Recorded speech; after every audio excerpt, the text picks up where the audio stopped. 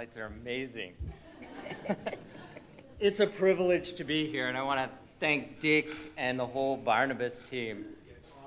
Get on the mic. All right, is that better? Can everybody hear me?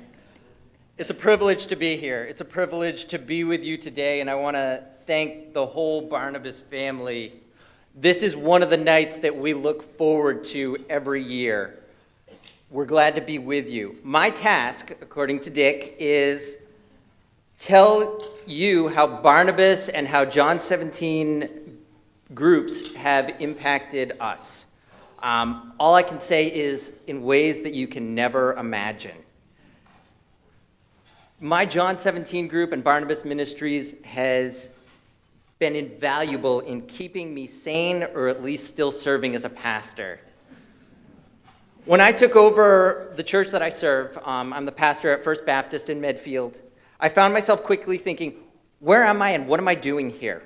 I had graduated from Gordon Conwell in May, and yes, hooray for Gordon Conwell. And I'd been called to serve a church that was in a mess. It had gone through a split before I arrived. It had a failed candidacy. They called me because I was young, and I later found out because I was an evangelical, and they looked around the town and said, there's 3 people that are basically universalists. Let's go get an evangelical. There's a market segment. I didn't know that at the time.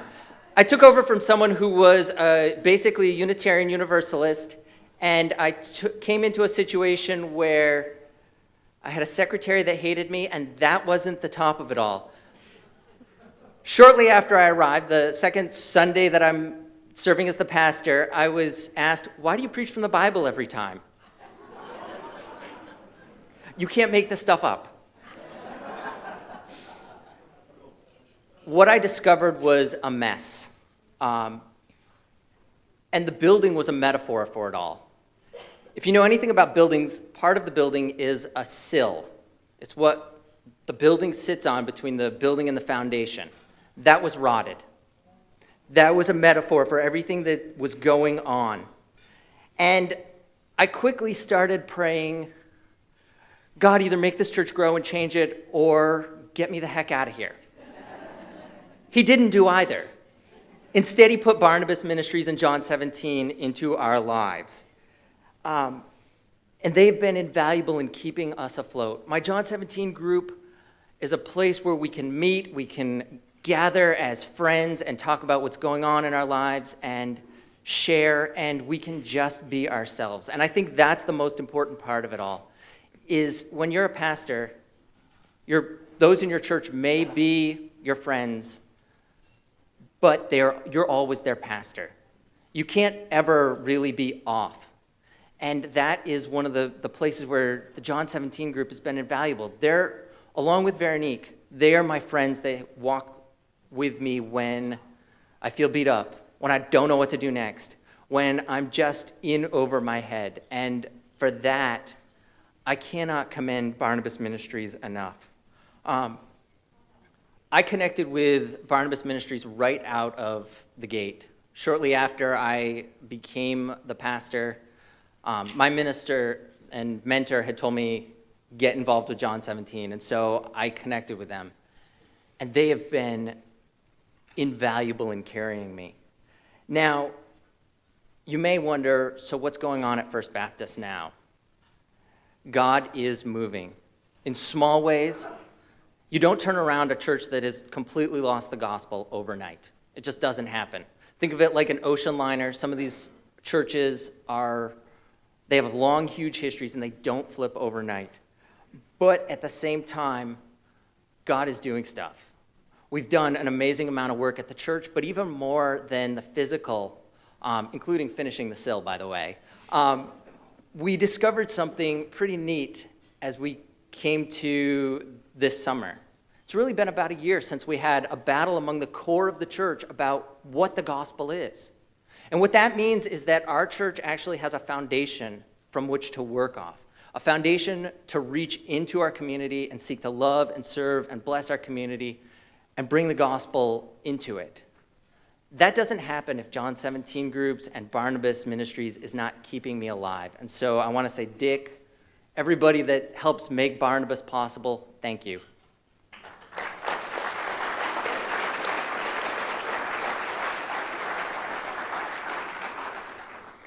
Bear with me, I'm not as used to preaching off of this as he is.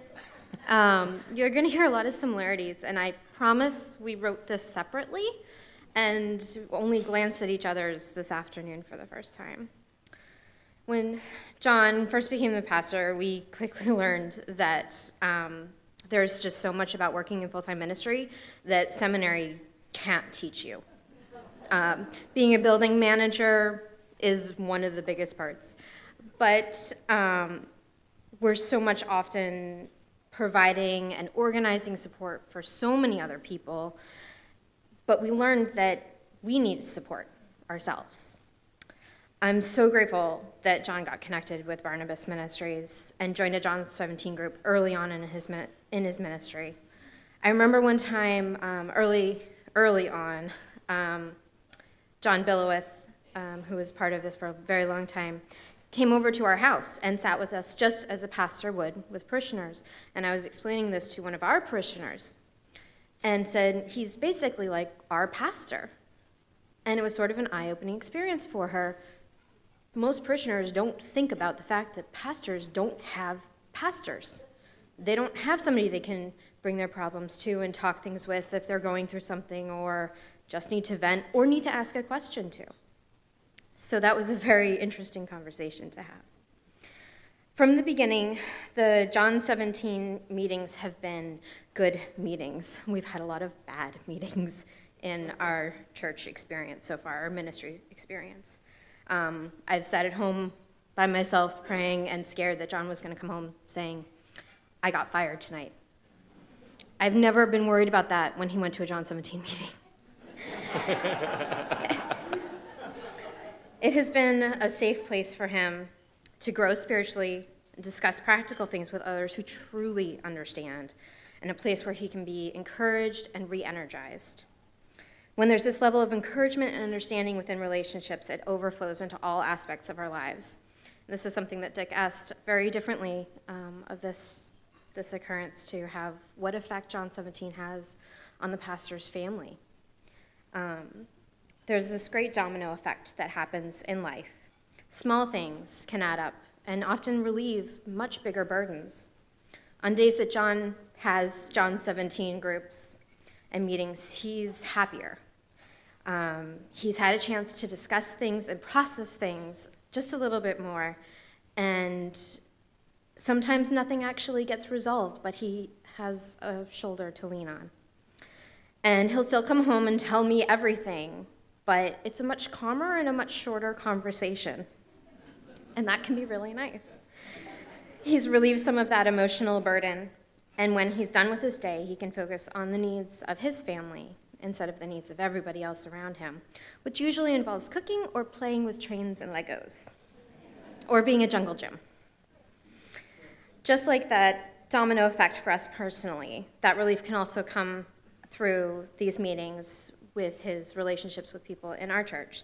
So many times parishioners will come and have expectations that are either impossible or unreasonable, and being able to calmly and gently talk to somebody and let them down is much easier when you're not frustrated and overburdened.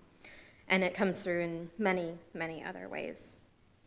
In addition to the John 17 groups, Barnabas Ministries also does deacon and elder training, which is something we latched onto very early on. Our church structure was pretty much the opposite, backwards, and it's been an invaluable tool to have somebody else teach our leadership how to right that ship. There's one other thing that John assured me Dick wouldn't mind if I went on a slight tangent within my time frame, that I wanted to tell you about what sort of an impact Barnabas Ministries has. Pastors hold a unique role in a church and in the community, but this is also true of pastors' wives. It's a hard coin by which we live our lives. There is one side that is loneliness, And there is the other side, which is the desire to be alone. And while those seem like opposites, this coin is constantly being turned over and over and over. New England churches have very small churches, and when you're one of 30 people, everything you do and say gets noticed. And you're usually, like myself, the only person in this role in your church. That aspect of it can be very lonely because no one else completely understands the life you lead. And I've had many, many people tell me, I don't understand your life, over and over. Also, because of who you are, you can often get bombarded and feel the need to just want your own space for a little bit. And once you get that space, you realize then that there's that loneliness again. Once you over and over, it turns. Well, I'm sure every pastor's family here understands this very well.